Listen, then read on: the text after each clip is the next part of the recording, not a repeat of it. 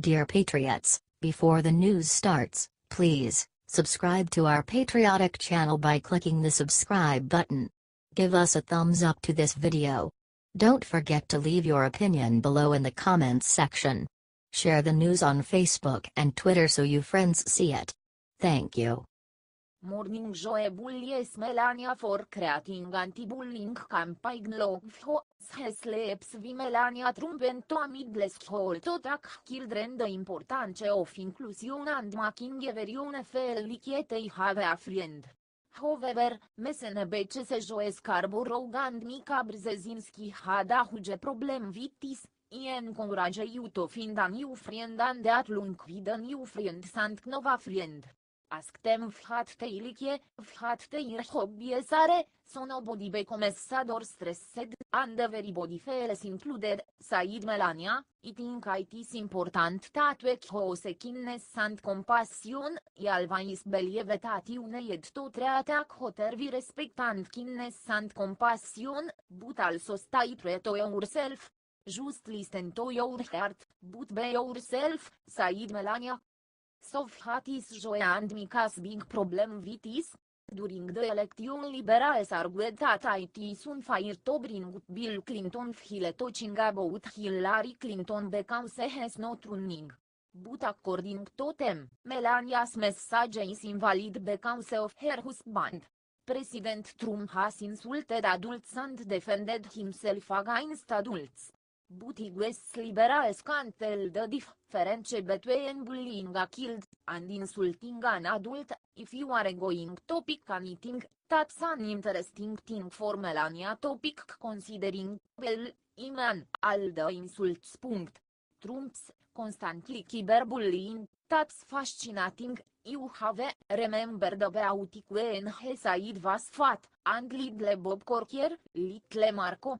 My best household start with patient X, or patient 0. If his slaps actually with the worst bully in America, said Scarborough.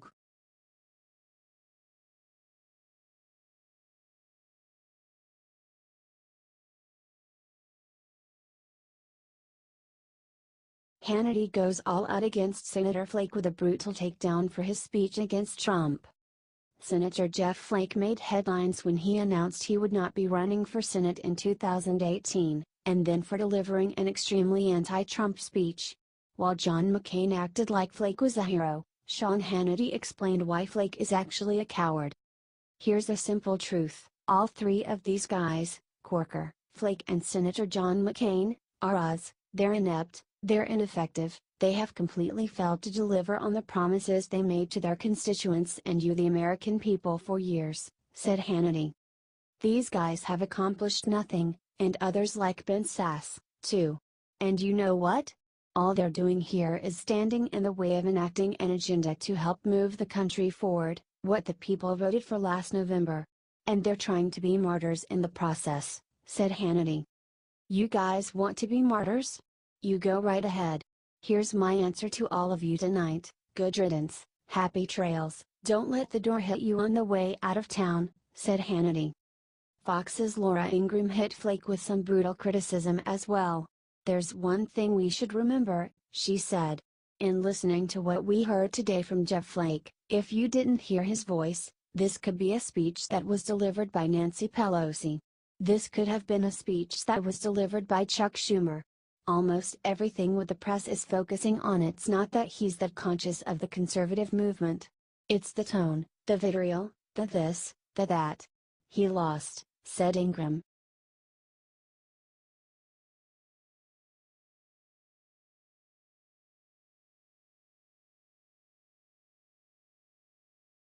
White people are amazing.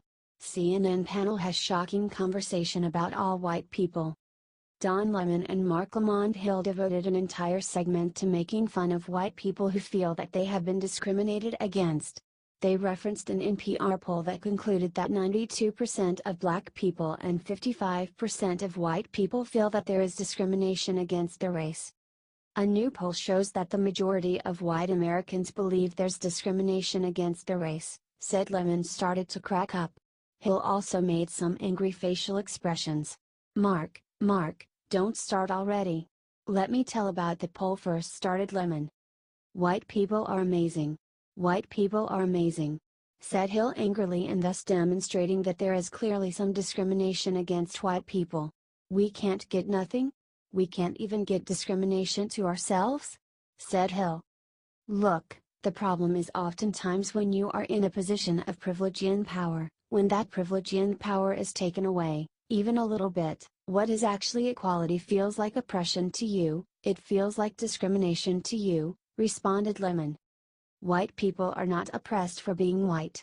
White people are not systematically or systemically disenfranchised for being white, said Hill angrily. Why do they feel like they know what everyone is going through? That's the definition of bigoted.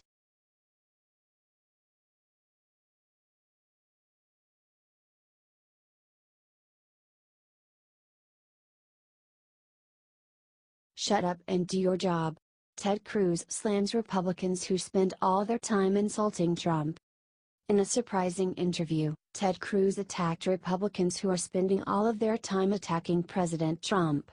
Senator Jeff Flake announced he would not be running for Senate again before launching a nasty speech against Trump. McCain praised him for this speech. Well, I think it's unfortunate, the nastiness that pervades Washington right now, and the political battles of personality that consume seemingly every minute of the media attention and an awful lot of the time and energy here in this town. My view is simple. I don't care about the political circus, about who's throwing rocks at whom, said Cruz. We've got a job to do, we have a job to do because we've got a unique opportunity. This doesn't happen very often, Mark, as you know well. A Republican president, Republican heads of every agency, Republican majorities in both the House and Senate. We need to deliver, said Cruz. I think everybody should stop bickering and engaging in just personal attacks. I think we should focus on doing our job. That's what my focus is, explained Cruz. It's like you're back in junior high. I really don't care who passed a note to the cute girls in pigtails. We've got a job to do, damn it. And so all of this nonsense, I've got nothing to say on it. Everyone shut up and do your job, is my view, said Cruz. Do you think he's right?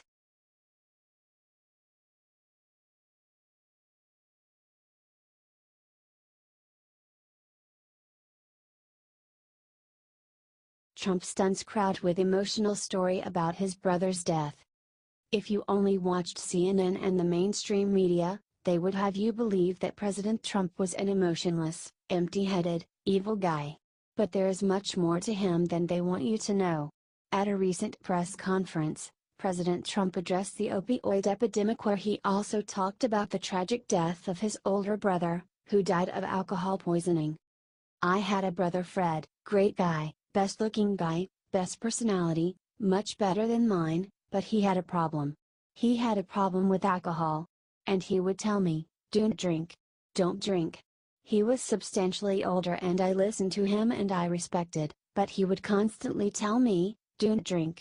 He'd also add, don't smoke, said Trump. To this day, I've never had a drink. And I have no longing for it. I have no interest in it to this day. I've never had a cigarette, said Trump. I had somebody that guided me and he had a very, very, very tough life because of alcohol, believe me. He was a strong guy, but it was a tough, tough thing that he was going through, but I learned because of Fred, said President Trump.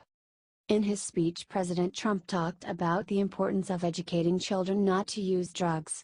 He said that he would create really tough, really big advertising. We have fought and won many battles and wars before and we will again, said President Trump.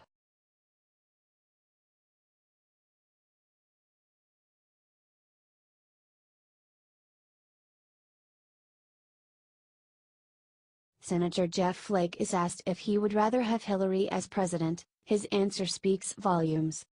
Senator Jeff Flake made a big scene in Congress when he went on an anti-Trump rant. However, he was completely stunned when asked if he would rather Hillary Clinton be president. Senator, let me test your newfound freedom for a second.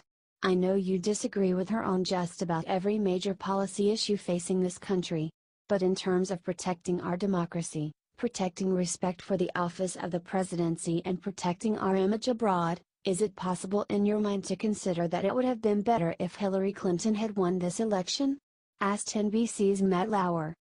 We kind of made a Faustian bargain with this president, that we could excuse the behavior and everything simply because we could get some conservative judges or tax cuts, responded Flake. Would it have been better if she won the election? Asked Lauer again. Well, I can tell you, no president, Democrat or Republican in recent memory has exhibited the kind of behavior that this president has. And so I am a Republican, I'm a conservative. I would love to have a Republican president, but not at any cost. I didn't vote for this president last November. I didn't vote for President Clinton either. Secretary Clinton either, said Flake. Second thoughts on that? Asked Lauer. I can tell you, I'm not happy with the direction we're going, said Flake. Wow.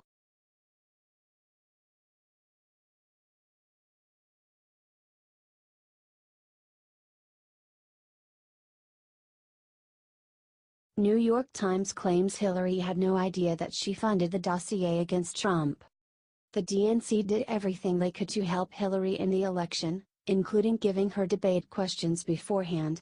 Hillary clearly coordinated with them the whole time. Now, it has recently come to life that Hillary's campaign and the DNC funded the disproven, baseless, dossier that alleged that Trump went to Russia and hired prostitutes to urinate on him. Officials from the Clinton campaign and the DNC have said they were unaware that Perkins Coie facilitated the research on their behalf, even though the law firm was using their money to pay for it. Even Mrs. Clinton only found about Mr. Steele's research after BuzzFeed published the dossier, according to two associates who discussed the matter with her, wrote the New York Times. They said that she was disappointed that the research, as well as the fact that the FBI was looking into connections between Mr. Trump's associates and Russia, was not made public before Election Day, said the NIT. But word of the memos and their contents had circulated in Washington political and media circles before the election. In British court filings, Mr. Steele's lawyers said that he and Fusion GPS briefed journalists from a range of media outlets, including the New York Times, on his research starting in September of 2016, they wrote. The real question that stems from all of this is, how dumb do they think we are?